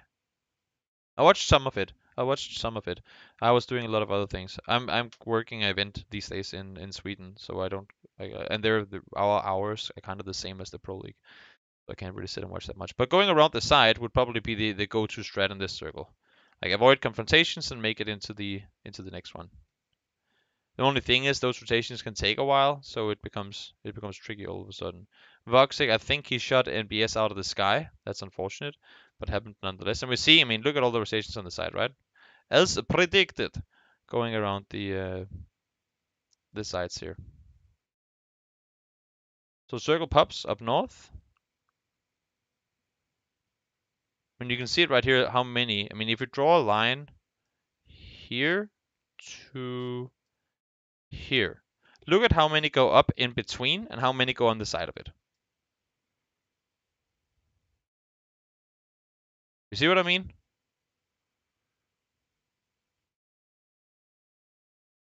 So many teams are uh, making their way out and around, right? Which means that if the circle, that's the thing, because they time it perfectly. Pretty much all of them actually. It's pretty impressive. They pretty much time it perfectly. You want to get into the next circle. If you're late on your rotation, boom, when the new one hits. Only issue here becomes that the circle sits, as we talked about last game, where the majority of players are already positioned. And that makes it so much harder for all these edge teams that are on the side to get themselves a spot. Because you can look already, I mean, teams, of course, they're split. It's early in the game. They're trying to take more control. But if you look at it from this perspective, where the hell do you go? I mean, sure, you have some high ground positions here. You can decide to go all the way up north to try and take the mountainside there. But overall, it's high ground, high ground, high ground, I guess we can say, because who sits in Oasis in this circle? High ground. So you have 4 high ground positions because nobody wants to rotate in on the roads, right? That's a death sentence pretty much to go in on, like, go in the roads here. And then you have a city. You don't really want to sit in a city early game anyway either. So knowing that high ground positions are the most valuable ones, and also if you want to go to them, you have to drive uphill for a while. That means that they're pretty dangerous to go for. You can try, but if there's a team already sitting up there that you don't see, and you're driving up there with 10 kilometers an hour, it's gonna kill you. Or it's gonna get you killed at least if there's a team there. So these are dangerous spots to take, or like to try and take, because they're hard to scout if you don't already have a good position. And yeah, it's not gonna be easy. And the other entry points are San Martin and La Coparia. Not really places you can, or you can, but you want to rotate through either in case there are teams there. So looking at what these teams do, they kind of just force themselves really far out on the edges, and they actually force themselves on the roads too. That's what's interesting, because now we sit down here, Digital go down here, and the other teams just say, you know what, this is a horrible circle. We'll just wait. We'll just wait even more, one more. Where did TSM come from? They were looting already. Hacienda Water Split. They were sitting like this, I believe. Oh, I think Gustav was up here. So they were looting like this. So they just like jumped over there. Not a whole lot to their rotation. They moved 400 meters in total. So not a whole lot. Not a whole lot to it. New circle pops and it goes north once more. Now, interesting thing here becomes, sure, you can rotate up by, because what we talked about with the first circle, how teams want to like swoop around the edges, it becomes really tricky here because you have this entire mountain line where there at this point already is players on. So if you want to go from the south up to a north when it shifts, boom, right? You do the whole let's go around to get in from the other side of the circle kind of thing. You don't want to drive inside the crater, that's going to be dangerous, and you don't want to drive through the city, so this entire thing is pretty much blocked off, and also this over here is pretty much blocked off. So the only real entry point you get to the circle is, whoops, anywhere here. And look at how many teams there already are. I mean, here you have the crater. This entire side is just an open side of death. So that's a pretty big no-go to rotate through as well. Which means that you have available, like this up here is not available. It is, of course, it's technically available, but it's not a smart place to go. So what you have is this area here, and you have not. You don't want to go through the. Nope. Let's just change that. You do not want to go through that either. Wrong color. This is a no-go as well because you don't want to go inside there. This is a no-go. So what you have available is this and this for 1, 2, 3, 4, 5, 6 teams, 7 potentially with M19. Not exactly a whole lot of room to rotate in because look at the amount of teams that are already here. And then sure you could come in from way over here, but how the hell are you gonna scout your way forward, trying to make that rotation? But those are, I mean, the options for teams that don't want to fight it through. NIP, smart rotation all the way around the side. They actually go even further up too and go inside the city, and they get hard shifted too. Yeah, okay, that came out, that paid off pretty well. But I mean, you see it right there. That's the type of thinking you have to do when you look at these circles. Because sure, they can only see their team, right? But when you're sitting where they are here, and you know how many teams were center in the previous circle, because you heard all the shooting and saw all the knocks in the kill feed, then you just got to think it real smart because you don't have time to stop and scout. The circles are starting to do more and more damage. You cannot tank the blue for too long. And you're driving on mirror map, so you know you have to take more time off to do your rotations in case one flips a vehicle or whatever the fuck all those things happen, right? So interesting, and well rotated actually by NIP. They're really smart rotation from them. I like it. They even go out here to scout and move in. Really smart rotation from NIP. Circle comes in. It benefits not the many anymore, but the few. And we have 1, 2, 3, 4, 5, 6, 7, 8, 9 teams outside the circle. Not exactly great because we just talked about it before, how this sort of area is a no-go, right? And you don't really want to drive on roads, especially not when face is positioned up the way they are. So trying to get inside this one is a tricky one. Yeah, I mean, you can never expect circles to go to you. So if we look at the circle at this point, NIP coming in here, it's going to be hard to rotate through La Coparia because you don't know how many opponents could potentially be in there. But pretty much no matter where the circle goes, they will have something to do because they rotate it up like this, which means they know that there was no one on the ridge shooting at them at any point, which also potentially means that they could just go down back this way. So pretty, yeah, really smart rotation from NIP. Gotta give them credit for doing that. Because the next rotation got them killed in the next game. So always good to see. That's the thing, right? Everybody can have that one game where things didn't really work out the way you wanted it to, and then the next game they can do everything right. Always so interesting in these rotations. So a circle gets somewhat included, somewhat on the edge. Teams that are out here, they have to run through this. I mean, this entire area down here is just a hell to run around in. Pretty much the team with the best position right now, I'd say, is Crow Crow, even though they're on the edge. Oh, you're welcome, Carrie. You will. I don't know how to say your name. Carrie Borsius? Carrie Borsius? Is that your name? And hello, Stratus. And guys, if you guys haven't noticed already, I have all like notifications sounds off just because I don't want them to like pop up on the YouTube video. That's kind of annoying. Circle pops once more, and this is just, I mean, one big downhill push towards the city. Not exactly going to make things easy for anyone. And in the meantime, you could say, oh, but the guys in the city can just shoot at them. No, because they have to deal with each other as well. So not exactly a easy circle to play at all. One team to look at here though. Look at G2. Their positioning. They've been in this area for a while. They've been rotating between these two compounds back and forth. So now they're sitting up here. They're trying to scout forward. They're shooting down towards Windstrike. They take them out. I mean, Braxco and Chris, I don't know how they do it. Braxco takes a vehicle, smashes it dead center. They have a high ground position. They can scout this way. There's a dip. He says, you know what? It's open. I'm going to go for it. Pew! Let's take it. They know that everyone's fighting in the city. And for those of you guys who don't know, there's like a big wall going here. I think it stops around there. So there's a big wall going here. That means that he doesn't really have to worry too much about anyone coming out here. Sure, teams could get out that way.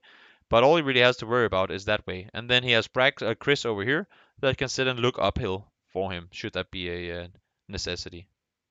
You see, Chris is already shooting up towards them. So Braxco takes a low ground position where he can chill, while Chris holds his top. Again, teamwork. So smart. And this is not at all to take credit away from other teams. It's just yesterday, G2 did a lot of really smart things. Everybody knows to deal like what's gonna happen here. They can't see Rexco, they can't see Chris. He's kind of hidden down behind the ledge here, so all they have to worry about is whoever comes out, whether it's Vitality or Face. Whoever comes out of here has to be dealt with first. The teams kind of agree on that. I like to see it. It's kind of funny. Take out them, and then it just becomes a merry-go-round, and Braxco pulls off a solo, like 1v2 against Alf and Dream for you. I know they shouldn't have made it across. Wait, was that the one where Alf missed like 9 billion shots? No, that was not that push, was it?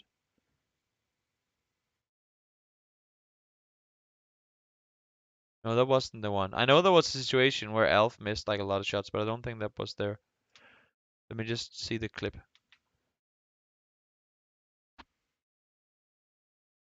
They're holding. Oh yeah, that is that one. Yep. Yep. I saw that. I saw that one. Let me just go back in here so I can see what you guys are writing. I'm only on my phone on the side here, guys. Sorry, it's very, what do you call it? Why? How do I do this? It's very budget stream today. Chat only. Apply. Hello? There you go. Yeah, I know. Yeah, that was I guess you can say in the end Elf kind of killed his team there because there's no way they should have been allowed to make that run over. That was that was a potato, I guess you can say, to say the least. But then again, I mean, under pressure, never played these sort of land settings before. It's a I mean, I'm sure every single player in this lobby will have, over the span of 60 games, some moment. It doesn't necessarily get spotted on the stream, but I'm sure all of them will have some moment uh, where they just full on choke something, like where they completely whiff. A lot of them has probably had one of those moments already in the games yesterday, but I'm sure somebody will have moments where it's just gonna be like a, whoops. Hopefully that didn't get spotted by the observers. And unfortunately for Alf, it not only did it happen against the team that would end up killing them, it also, I mean, kind of made it even worse when they then lose a 1v2. So just really unfortunate sort of back-to-back bad luck or bad luck. I mean, yeah, you know what I mean. Situation for him. But that was game number 4. Interesting one that went far north. And I'm sorry I kind of maybe went through that one a little quicker. But as I said before, I at least try now. I know it's 5 games instead of 4. But I would hope to be able to keep it at least around an hour and a half or something like that. And we've already surpassed that. Um, but of course, I love interacting with you guys, and that's what it's all about. So if you have any questions or anything, please do continue to say so. Plain game number 5 of the day, final game of day 1 yesterday. How to face and Vitality not realize they were going to be stuck. I don't think it's a matter of them not realizing. It's a matter of whoever starts running first probably gets killed by the other team. And it's not like they have all chat activated and be like, guys, can we just stop shooting at each other before we get over on the other side of the wall? it doesn't really work like that. And that also, as you say, Dave, is that there were teams on the other side that were ready to shoot at them as well. So it's one of those situations where you trip up each other. I use that phrase, but it doesn't really. I have to come up with another one. They look at it this way. It's two players that, or two teams that, instead of trying to run to the goal, they prevent the other one from getting there, right? Instead of trying to do it yourself, you try to prevent the other one. And that means that nobody gets it in the end. That's also what I talked about with the whole Navi Liquid thing. And I know it's a lot of games and there's a potential reason for them to want to get those spots for the, greater length of the tournament. But in those situations where you sit, and that's why, like when you loot cities, where if you not loot cities, when you go into cities late game, if you get sort of pinned down in there, right, where you end up in a position where it's like, we can't get out here because there are like 5 other teams we have to go through, and then all of a sudden all of them think the same, so they all have to stay there and fight each other because nobody can move because they know if I go, they will shoot me. If I don't go, I can shoot them. All of them think the same thing. It gets them both killed. That's kind of the thing. We talked about that earlier actually, Krita, Kritalik. We talked about that earlier when some of the other guys were in here as well. Had a discussion about it, and there were good points made on both sides why it's a good reason to do it and why there's a bad reason to do it. One of the good reasons is that, as Frost mentioned, that it's so many games. I mean, would you because Pochinki is a good place to go to. You have pretty good rotation opportunities out from there, pretty much no matter the circle. Maybe a military circle isn't optimal, but you can still get down there, right? Um, and would you not want to sacrifice 5 games out of 60 to try and see if you could get yourself a good spot? 5 games, of course, a wrangle, being yesterday and today. Um, would you not want to sacrifice those 5 games so that you could have 55 games after that were really good and you would get the rotation opportunities that you wanted?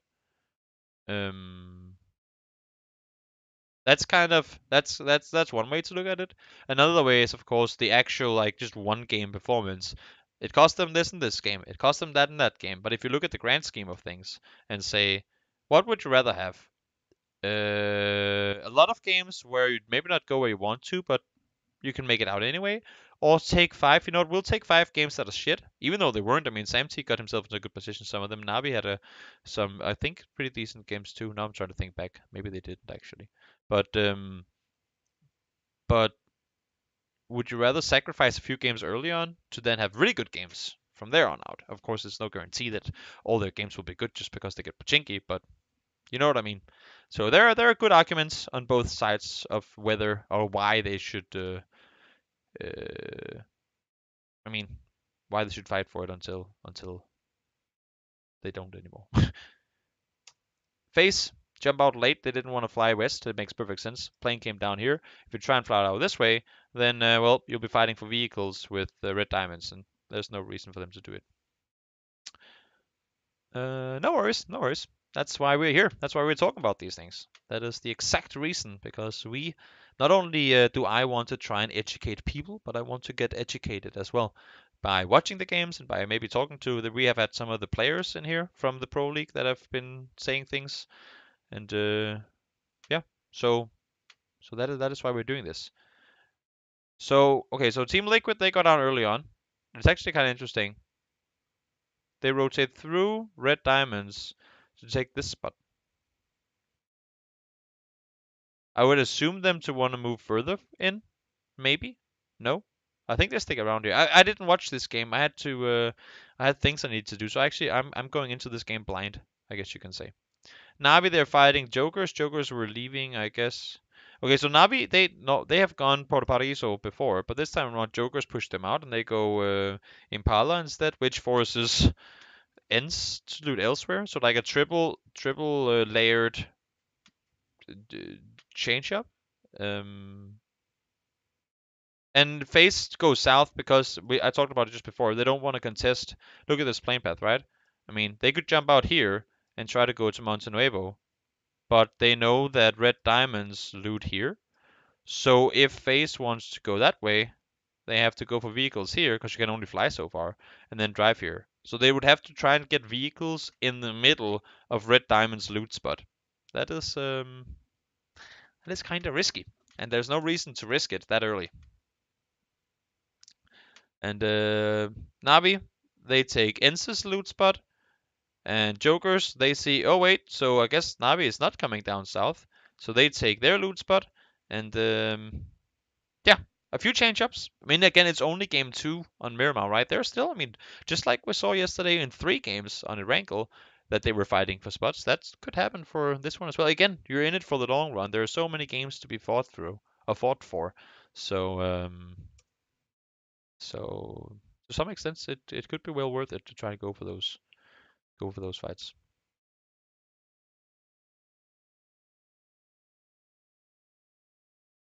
Where is Uber? He's with Mexi in the vehicle.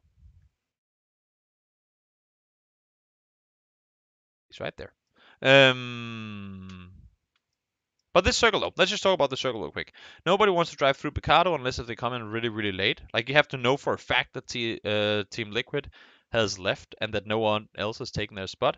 This kind of blocks off a rotation opportunity. So what you'd expect to see is maybe teams go even all the way over the top. I don't know why, but there's a lot of games that tend to end on like the west side of this down here, like of this mountain ridge. A lot of games tend to end down here. I didn't watch this game, so I don't know where it will end. Um, but go over here, go over here. The thing is, nobody knows that there's nobody in Montenuevo at this point. So it's hard, it's dangerous to go down there. What you could do is if you come in from, like if you're NIP or if you're Knights, you can rotate up to the hilltop here and try and scout forward. Or you can rotate up to the hilltop here and try and scout forward. So you want to put yourself in high ground positions to be able to see as much as possible, right? Even up here by Montenuevo, but that means that you have to have cleared Montenuevo first. So one thing could be there, bounce there, bounce there, and then you can scout into the center of the circle. But it's going to take you a while. So it's just those type of thought processes you need to run through as a like if you want to understand the sort of mentality of a competitive player. So let's zoom in a bit. Kramer gets the honor of running over his teammate. We see that happen more often than not, so that's, I guess, no big surprise.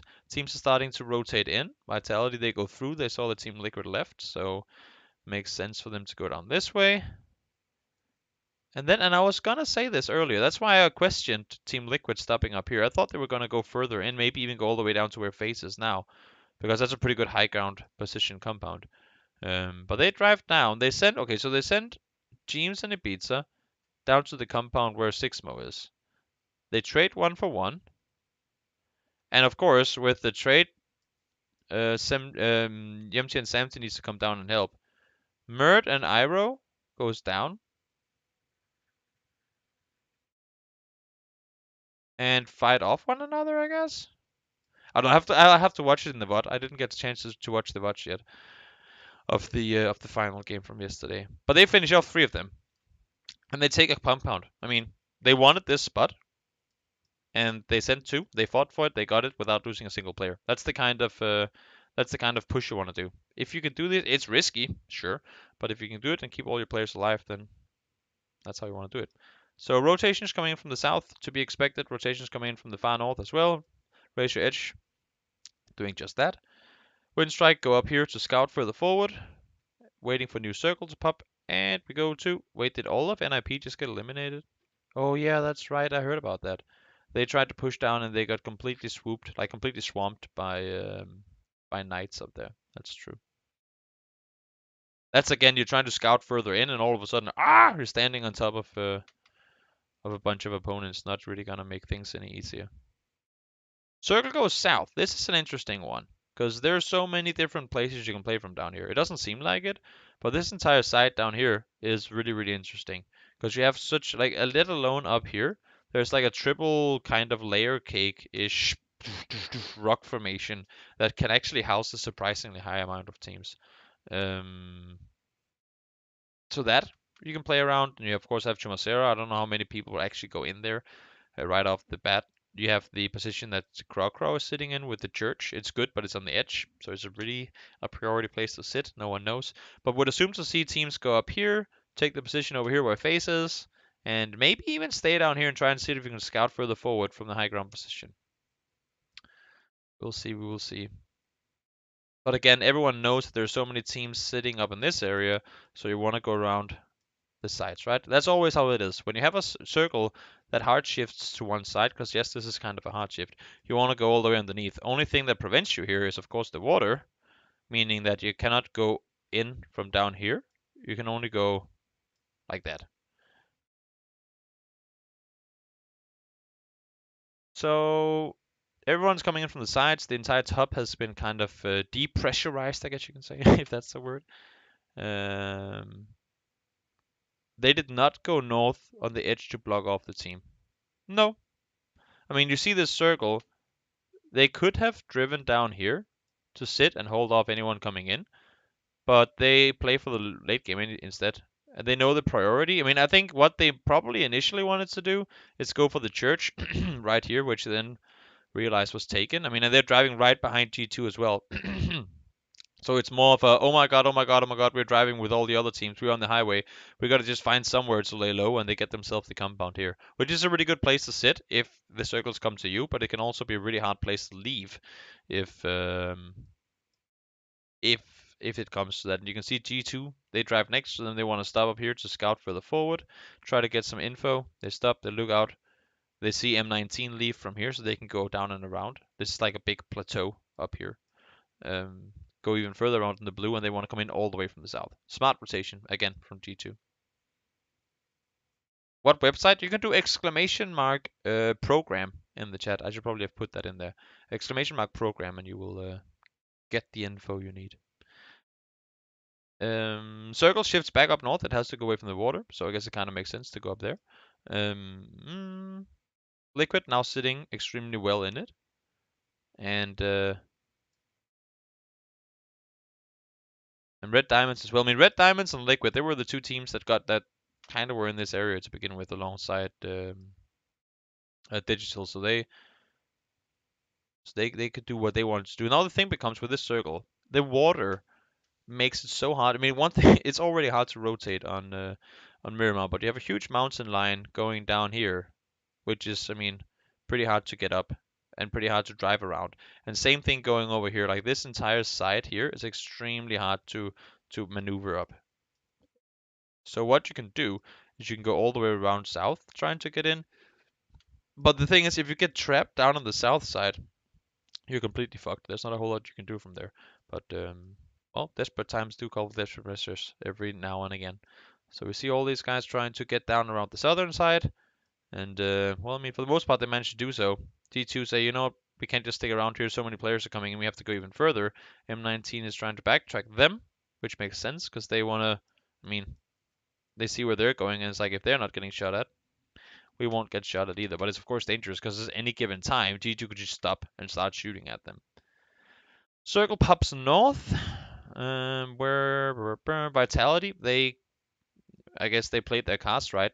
They stayed north, and the circle sort of benefits them going up there. And then everyone in the south has a hard one to play now because this entire area, like once you hit this point, even before that, I would say, like once you're down here on the road, there's like a big open, like this entire area here.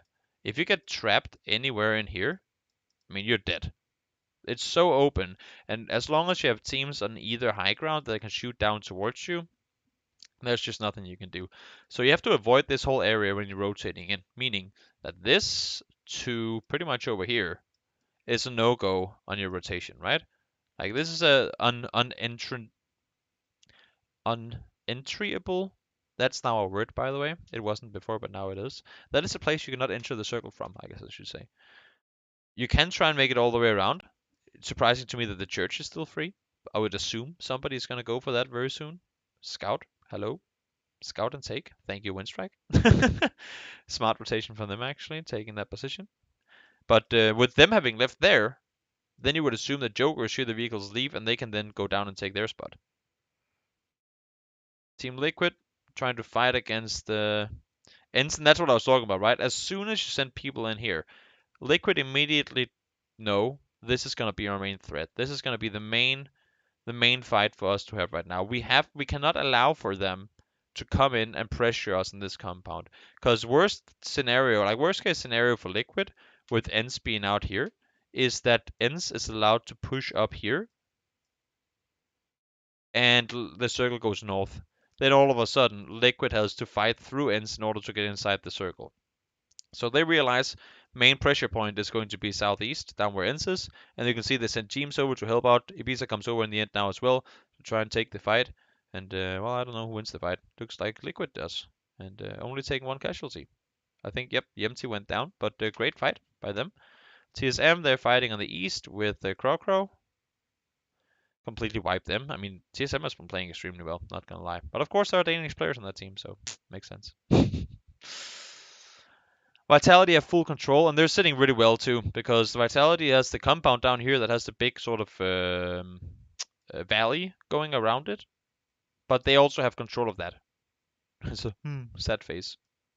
They have full control up here. Like the only real counter to their position, they already have control of themselves. So really smart 2-2 split from Vitality actually. Riot tries to make their way in, but FaZe says nope, ain't gonna happen. M19, they actually managed to get around the south. That's pretty impressive. So Jokers, instead of going down and taking this position, they continued around the side. And M19 scouted out the compound and saw it was free, so they get themselves a chance to get that. At least try to. They're taking casualties now. Jokers allowed them to run so long, but no longer. Red Diamonds split 2-2 this late. Could be dangerous. Might want to send the two guys back towards the little compound there. Because from here, they'll be able to contain Vitality. If they're four guys with Bestelog and Senpai in the middle, that might not be possible. And this is what we're talking about when teams get... I don't know if it's greedy, but... I mean, sure, you have to play with confidence, but you also have to respect your opponents. You never know who it is you're running into in a fight. Sure, there are some teams that are better at fighting, like actual fighting in these games than others, but always respect your lobby. Doesn't necessarily mean you have to play super safe or like passive, but just always always be wary of the fact that at any given point, especially late game, four guys could just roll up onto you. So Liquid, they try to make the runoff from the compound, and again, it's really hard to play around this area. They are forced to split. They cannot sit four guys behind one rock, obviously.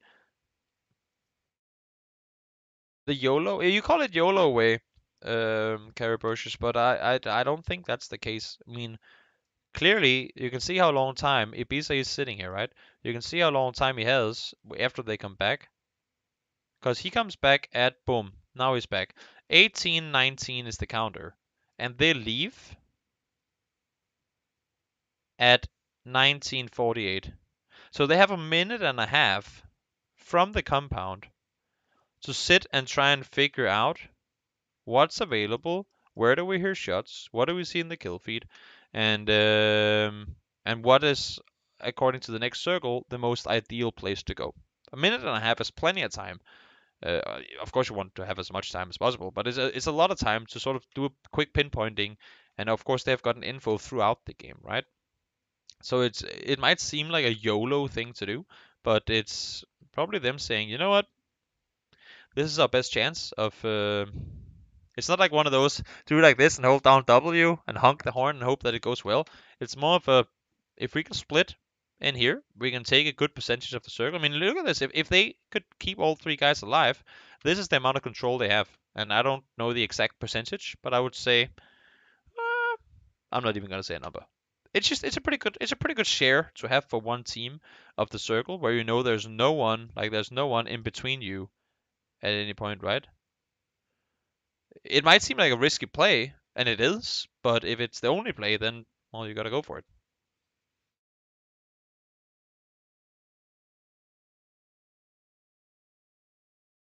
Yeah, maybe, but what's their alternative? Because they're sitting down here.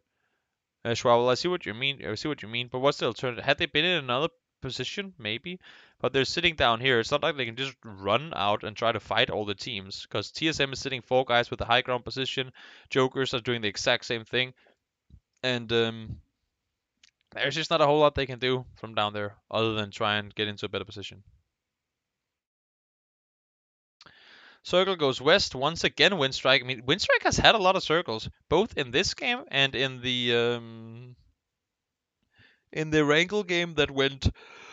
Oh, sorry for yawning. The Wrangle game that went to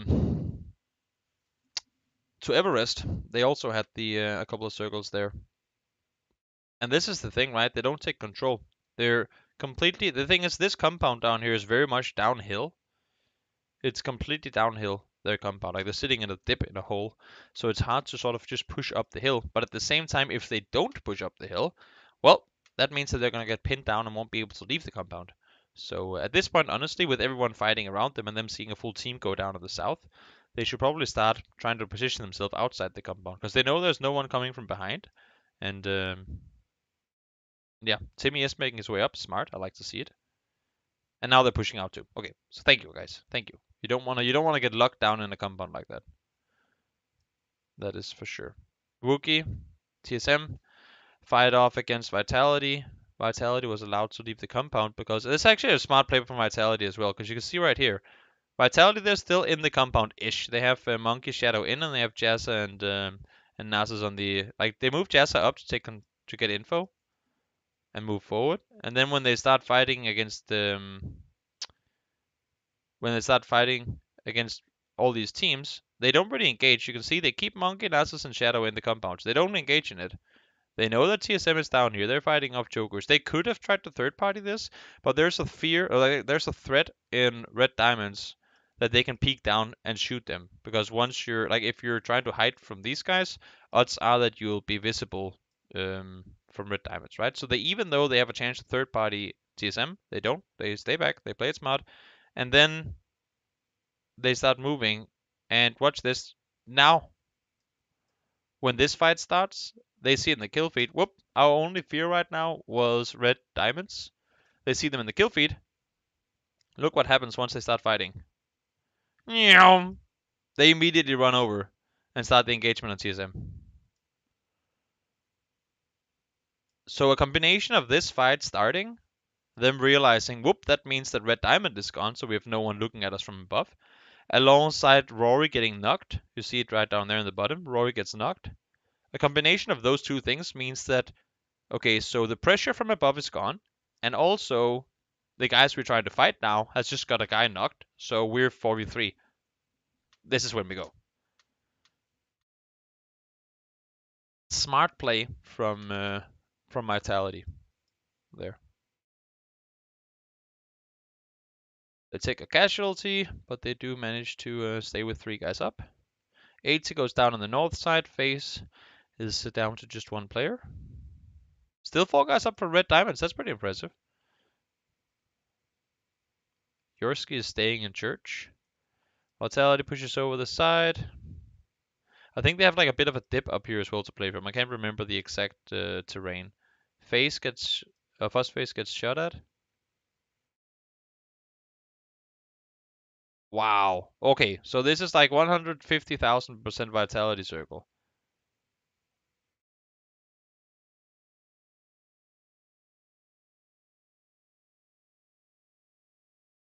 So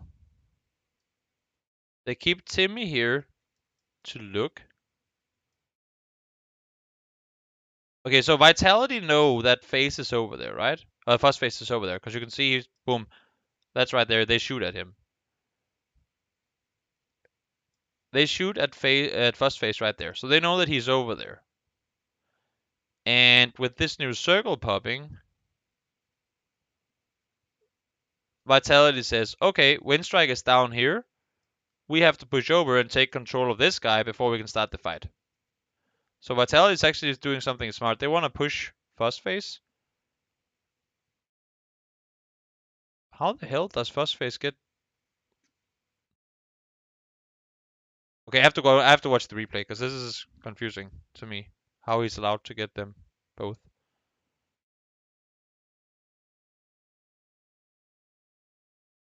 He runs up, gets even more kills. And now all of a sudden, 2v3 No, wait. 2v1v4, and the 4-man loses that. That's impressive. I don't know if it's well played by Fuzzface or if it's bad by Winstrike, but I mean, those things should never happen. Especially not if you have the info already. That's unfortunate. So 1v1 Fuzzface dies. Okay, so that makes sense. But yeah, that was game number 5. And not a whole lot more to it than that, really.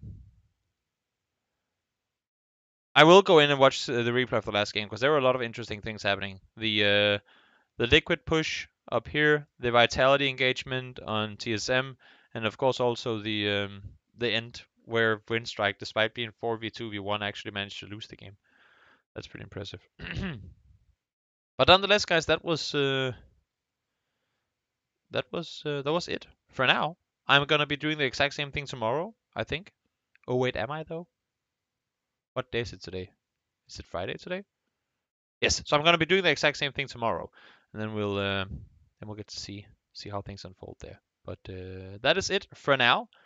I am going to hop off, and I'm going to be